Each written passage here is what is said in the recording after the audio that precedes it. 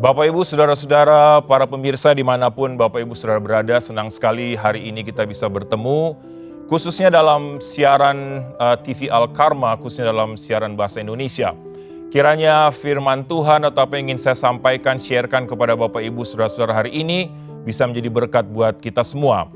Nama saya Pendeta Ricky Lomban, saya melayani sebagai hamba Tuhan di New Life Community Church di Indonesian Ministry, khususnya di Norwalk. Sekali lagi, topik ingin saya sampaikan hari ini adalah bagaimana mendapatkan hidup kekal.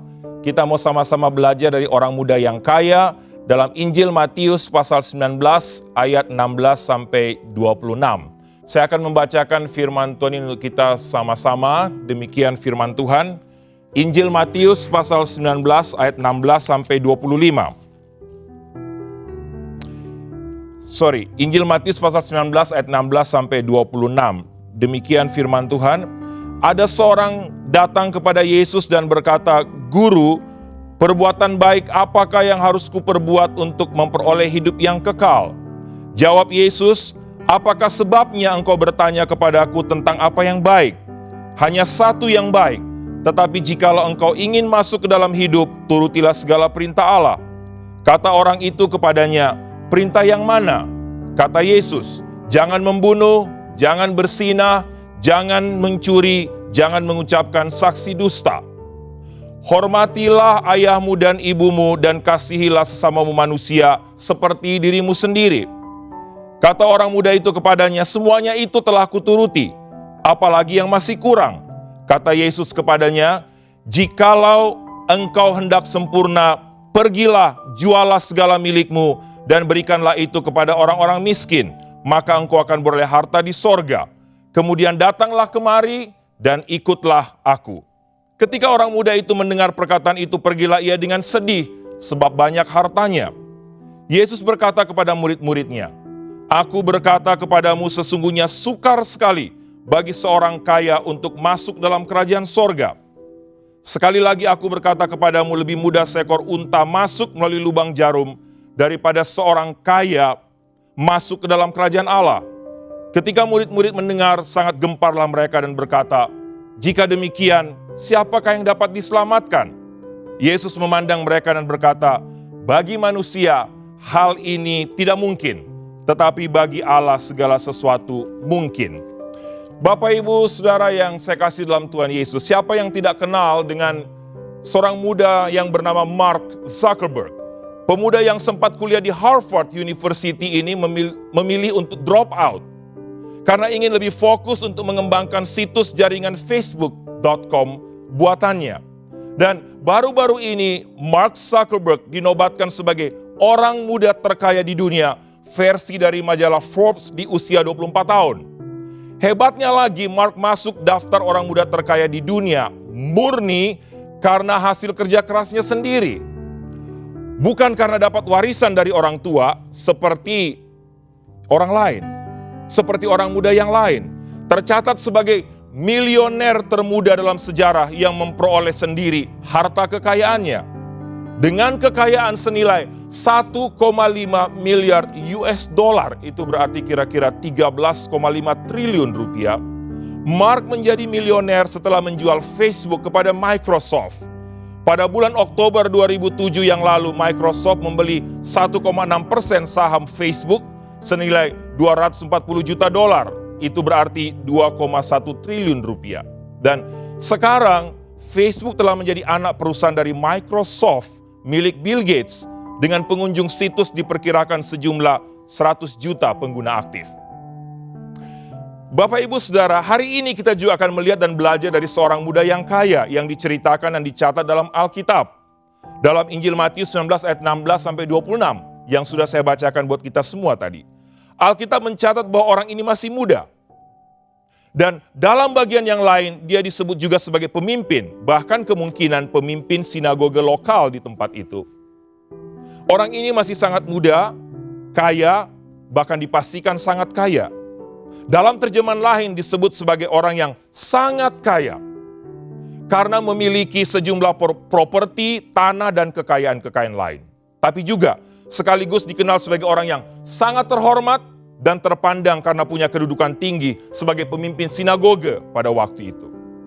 Ada yang menarik ketika kita belajar tentang orang muda yang kaya ini. Bapak, Ibu, Saudara, orang ini tergolong orang sukses pada zamannya karena dia kaya. Juga sekaligus orang yang punya kedudukan yang terhormat di mata masyarakat. Tapi masih punya kerinduan untuk mencari Yesus. Dan juga masih punya waktu untuk memikirkan hal-hal rohani. Masih memikirkan tentang hidup kekal.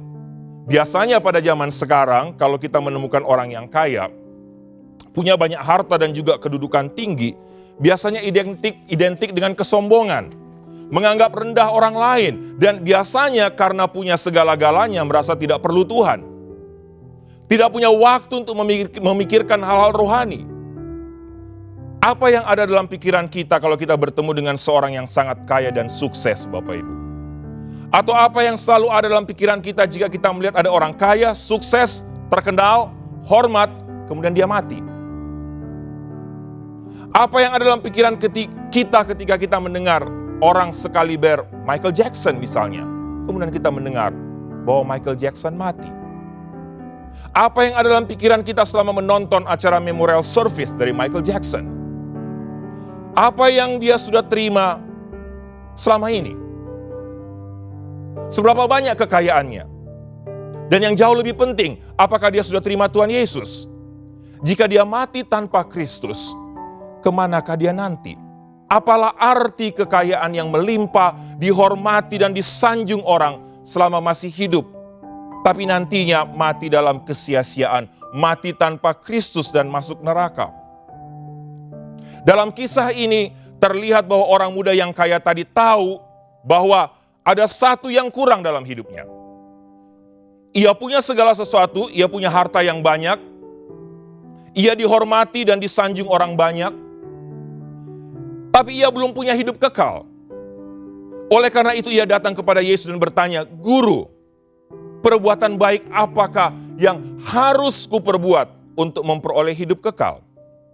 Nah, Bapak, Ibu, Saudara, pemirsa yang saya kasih dalam Tuhan Yesus, melalui pertanyaan orang muda yang kaya ini, dan melalui jawaban-jawaban yang diberikan Tuhan Yesus dalam kisah ini, saya menemukan paling tidak ada 3 kualifikasi atau 3 syarat utama yang diberikan oleh Tuhan Yesus jika seseorang ingin mendapatkan hidup kekal atau ingin namanya terdaftar di sorga. Yang pertama, hidup kekal tidak bisa didapatkan dengan perbuatan baik. Dalam jawaban Tuhan Yesus terhadap pertanyaan orang muda yang kaya tadi, secara jelas mematahkan konsep atau pemahaman orang yang salah mengenai keselamatan, yaitu dengan berbuat baik kita bisa mendapatkan keselamatan atau hidup kekal. Pandangan banyak orang adalah dengan berbuat baik kita dapat masuk surga. Tuhan Yesus mengatakan kepada orang muda itu bahwa tidak ada perbuatan yang baik. Yang baik hanya satu, yakni Allah sendiri. Perbuatan baik kita tidak dapat menyelesaikan dosa sama sekali. Ada beberapa alasan mendasar. Yang pertama, seberapa baikkah yang bisa kita buat? Ada peribahasa dalam bahasa Indonesia, kita mungkin semua tahu, rusak susu sebelanga karena nila setitik. Satu perbuatan dosa saja, Bapak Ibu, sudah sangat cukup untuk membuat semua perbuatan baik yang jutaan jumlahnya pun menjadi tidak berarti.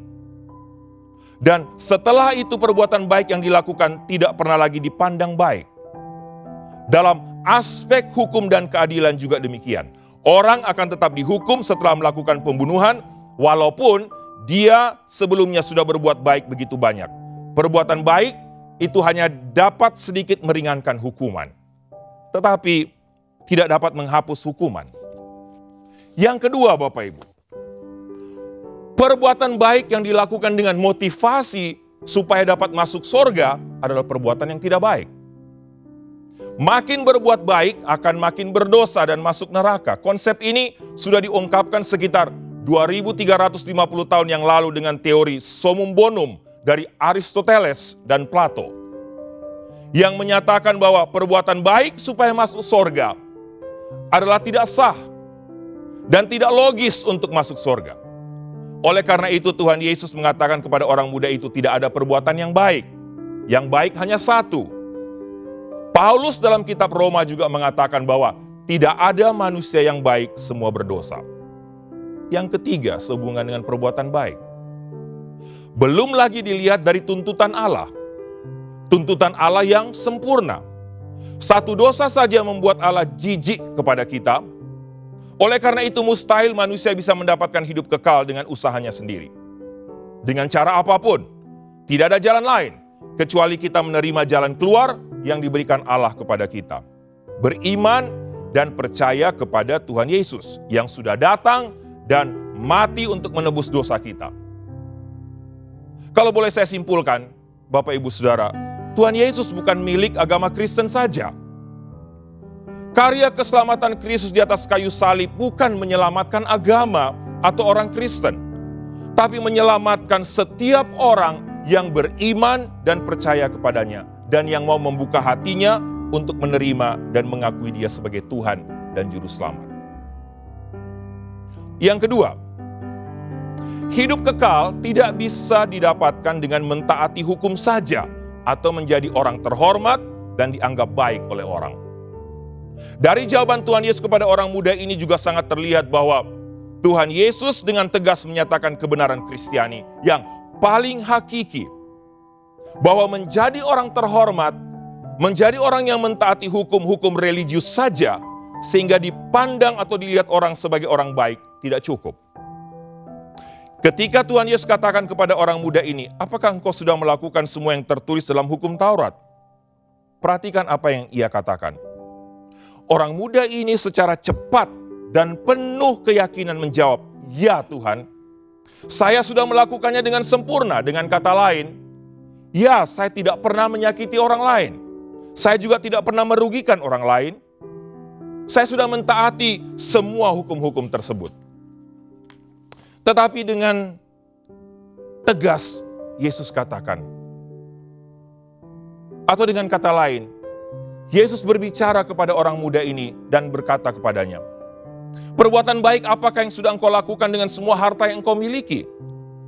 Kebaikan positif apa saja yang sudah engkau lakukan bagi orang lain? Berapa banyak yang sudah engkau sisihkan untuk menolong, menghibur dan menguatkan orang lain yang semestinya engkau lakukan dengan harta yang engkau punya?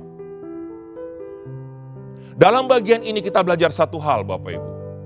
Kita harus keluar dari kehormatan moral seperti orang muda tersebut. Tuhan Yesus mau kita berhenti berpikir bahwa kebaikan itu diperoleh dari tidak melakukan apa-apa. Bisa jadi kita tidak pernah mengambil sesuatu dari orang lain dan kita mendapatkan kehormatan. Tapi kita akan menjadi bagian dalam kekristenan sejati jika kita sampai kepada level atau tingkat memberi sesuatu kepada orang lain yang membutuhkan. Oleh karena itu Tuhan Yesus memberikan jawaban, jualah semua hartamu dan berikanlah itu kepada orang yang miskin, maka engkau akan mendapatkan harta di sorga. Bapak Ibu, pertanyaan untuk kita semua, mana yang lebih mudah? Mentaati lampu merah di jalan atau memberhentikan mobil kita dan menolong orang cacat yang ingin menyeberang di lampu merah? Mentaati hukum, banyak orang bisa melakukannya. Tapi menolong dan memberi kasih kepada orang yang membutuhkan, bicara soal lain. Tuhan Yesus hanya ingin menegaskan kepada orang muda tersebut bahwa jangan mengira dengan engkau melakukan dengan sempurna mentaati semua hukum Taurat. Melakukan semua aturan-aturan religius sehingga engkau dihormati orang lain. Engkau akan selamat dan mendapatkan hidup kekal. Karena hidup kekal bukan diperoleh ketika kita bisa mentaati semua aturan tersebut dan tidak melakukan apa-apa. Hidup kekal hanya bisa diperoleh karena anugerah. Dan jika kita telah hidup dalam anugerah tersebut, kita pasti akan selalu mengingat kepentingan orang lain. Kebenaran yang ketiga, Bapak Ibu, atau kualifikasi yang ketiga. Hidup kekal tidak bisa didapatkan dengan masih menjadi orang kaya. Apa maksudnya? Yang menjadi pertanyaan kita ketika membaca kisah ini adalah, Apa arti Tuhan Yesus katakan orang kaya sukar masuk sorga? Mengapa Tuhan Yesus meminta orang muda itu menjual semua hartanya? Apakah itu berarti kita harus menjual semua harta kita dan tidak menjadi orang kaya lagi, baru kita bisa masuk sorga dan mendapatkan hidup kekal? Apakah salah menjadi orang kaya? Apakah salah jika kita memiliki kekayaan yang banyak? Mengapa orang muda itu juga menjadi sedih ketika mendengar jawaban Tuhan Yesus soal menjual semua hartanya dan bagikan kepada orang lain? Bapak Ibu yang saya kasih dalam Tuhan Yesus, penekanan dari jawaban Tuhan Yesus ini sebenarnya adalah Tuhan itu tidak pernah mau ditempatkan dalam urutan kedua dalam kehidupan kita. Kenapa dalam perjanjian baru Tuhan Yesus paling banyak bicara soal uang dan kekayaan setelah keselamatan kekal?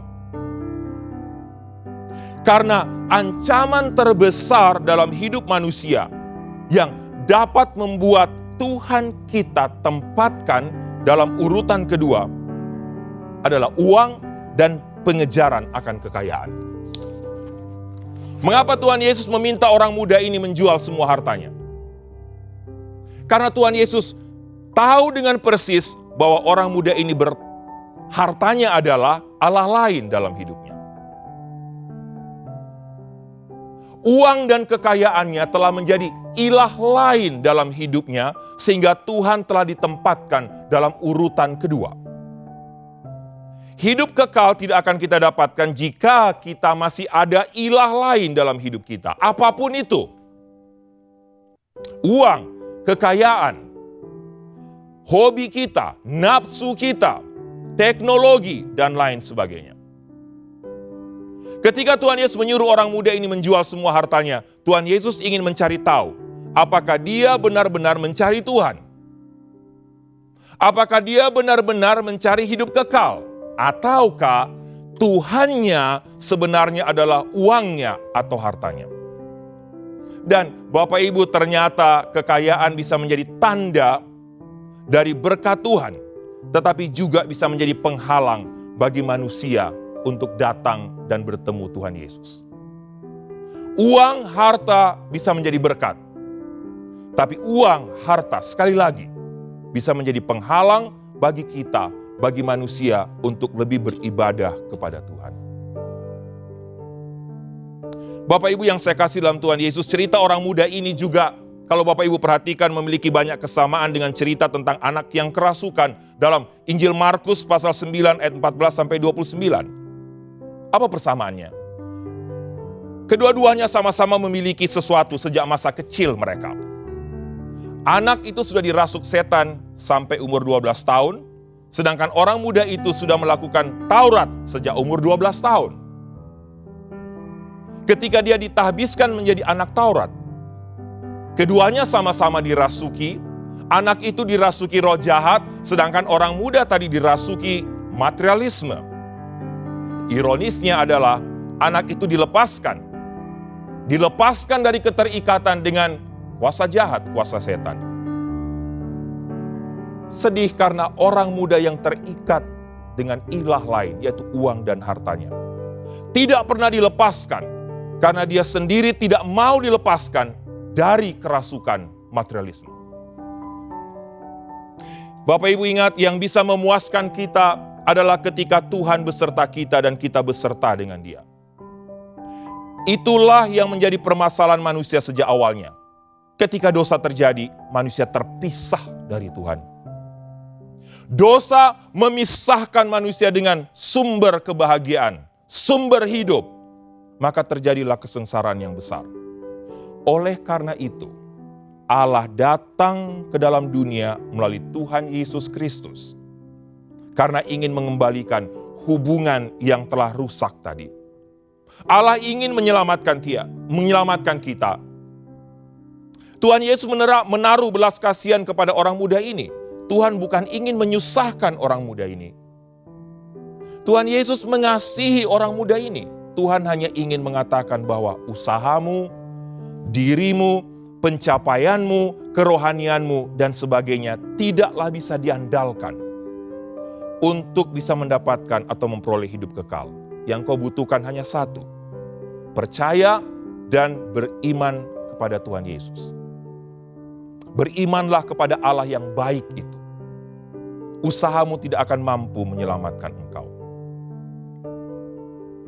Bapak Ibu yang saya kasih dalam Tuhan Yesus, ketika kita mengejar kepuasan di luar Tuhan, semua hanya fata morgana. Maka Tuhan Yesus mengajarkan kita untuk menyangkal diri kita. Sangkal diri, ikuti jalan Tuhan. Maka kita akan bisa kembali kepada hidup yang sejati. Hidup yang kekal adalah mengenai Allah dan mengenai Yesus yang datang ke dalam dunia ini. Mengasihi kita dan menyelamatkan kita manusia berdosa. Ada beberapa hal sebagai tantangan untuk kita Bapak Ibu dalam bagian ini. Khususnya ketika kita belajar dari orang muda yang kaya ini. Bagaimana supaya bisa mendapatkan hidup kekal. Ingat 3 hal. Yang pertama, hidup kekal tidak bisa didapatkan dengan perbuatan baik. Ingat seberapa baik kita bisa buat di hadapan Tuhan. Yang kedua, hidup kekal tidak bisa didapatkan dengan hanya mentaati hukum saja. Menjadi orang terhormat, dianggap baik oleh orang. Tidak bisa. Dan yang ketiga, hidup kekal tidak bisa didapatkan dengan masih menjadi orang kaya. Artinya, tidak bisa mendapatkan hidup kekal kalau masih ada ilah lain dalam hidup kita, dalam hidup Bapak Ibu Saudara. Yang Bapak Ibu tetap pegang dan tidak bisa Bapak Ibu lepaskan. Sehingga ada beberapa tantangan untuk kita sebelum menutup bagian ini. Yang pertama Bapak Ibu, cerita orang muda ini dapat terjadi juga dalam kehidupan kita. Dan hal-hal yang ironis juga dapat kita alami. Akankah kita seperti orang muda ini yang datang dengan sikap yang benar, kepada guru yang benar, dengan pertanyaan yang benar, tetapi kita gagal mengambil keputusan yang benar? Hati-hati. Kedua, apakah ada di antara kita, di antara Bapak Ibu Saudara, yang belum yakin akan hidup kekal? Belum punya keyakinan apakah saya masuk sorga atau tidak? Yang ketiga, apakah masih ada di antara kita yang masih punya konsep yang salah tentang keselamatan? Masih berpikir bahwa dengan berbuat baik, dengan dianggap baik oleh orang lain, karena sepertinya taat beragama, kita bisa selamat. Hari ini kita perlu datang kepada Tuhan dan bertobat. Keselamatan hidup kekal hanya diperoleh dengan iman yang benar kepada Tuhan Yesus. Hanya dengan penyerahan dan pengandalan kepada Tuhan Yesus saja.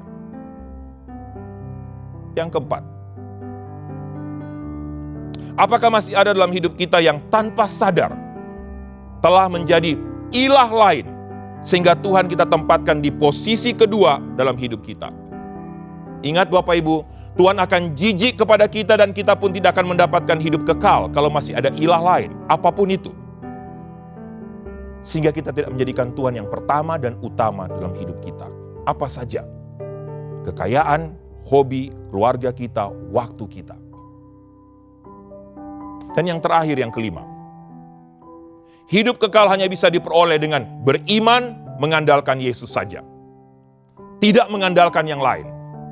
Perbuatan baik kita, ketaatan kita kepada peraturan-peraturan religius, ketaatan beragama kita, posisi sebagai pemimpin dalam gereja, dan lain sebagainya. Agama tidak akan menyelamatkan kita. Yang menyelamatkan kita adalah iman kita kepada Allah melalui Tuhan Yesus Kristus. Mari sama-sama kita tundukkan kepala, kita berdoa. Kalau ada di antara Bapak Ibu pemirsa dimanapun berada, Bapak Ibu diberkati dengan bagian ini. Dan Bapak Ibu, suara Tuhan bicara kepada Bapak Ibu, oh sayalah orangnya.